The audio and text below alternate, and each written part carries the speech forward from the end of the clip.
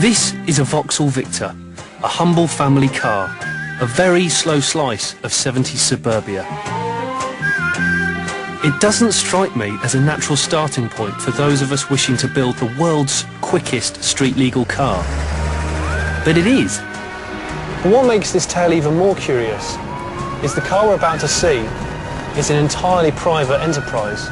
It hasn't been converted by a highly skilled Formula One team, and it hasn't had the multi-million-pound backing of a huge corporation. It's been built by one man, in a shed, in a Wolverhampton housing estate. Meet Andy Frost, a 45-year-old automatic transmission specialist and creator of Red Victor 1. This has a 9.3-litre V8. It's got 2,200 brake horsepower and does 0 to 60 in 1 second. That's 1 second. Still not impressed? Watch this. The McLaren F1 can do the quarter mile in 11.1 seconds. This does it in 7.8. A record. Wow, this is serious. So let's get one thing straight. Why a 1972 Vauxhall Victor, which, let's face it, is about as aerodynamic as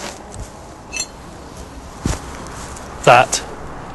That's a fair comment, really. Just why not? It was a car that really appealed to me, the shape. I loved it, the Coke bottle shape. It looked American. I wanted to do one. You've had it a long time. Yeah, since 1981. Originally, it was bought as a family car for 60 quid.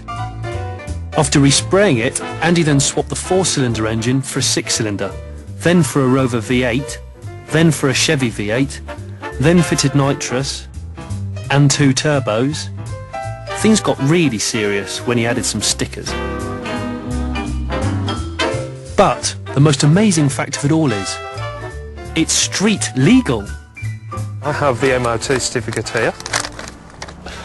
It does indeed, you're not lying. And it's tax exempt. And tax exempt. Pre-1973. So it's all free, which is really good. So, ballpark figure, how much do you think this car owes you?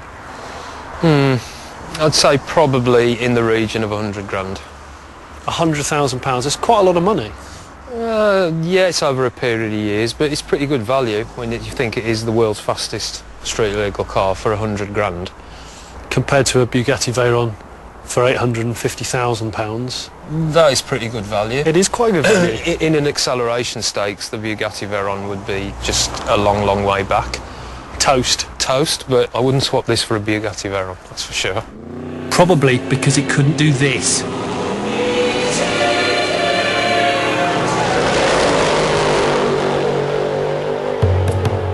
So what makes it so fast? Well, a beautifully crafted engine with 2 enormous turbos certainly help. But this isn't just lots of fast bits slung together. It's 9.3 litres of perfectly tuned V8. Just a millimetre of throttle is enough to break the speed limit. You probably find it's not that easy to get in. Yeah, you're telling me. Luxury's not its fine point. No. If Satan was a car, this would be Satan.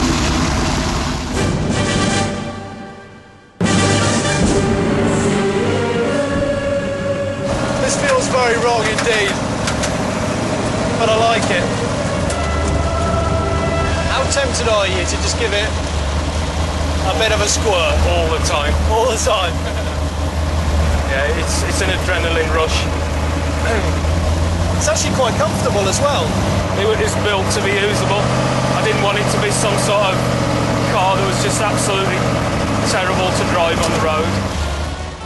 During everyday motoring, Red Victor 1 returns about 5 miles to the gallon. Fuel stops are a regular thing. So, how easy is it to actually drive this thing? Really easy. Just as easy as any other car. It's just the fact that you have to be aware that you've got 2,000 odd horsepower under your foot if you put it down. Give it a squirt.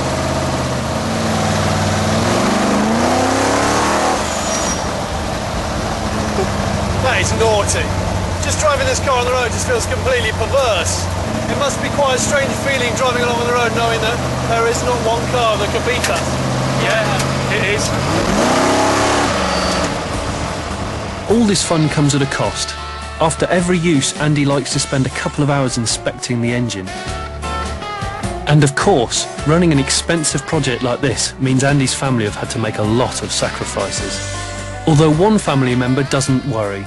Being collected from school in the world's quickest road car, how cool a dad is that? The Black Country doesn't have that much to celebrate, but I'd suggest this homemade, world-beating car is Wolverhampton's Sistine Chapel. I guess I'll walk then.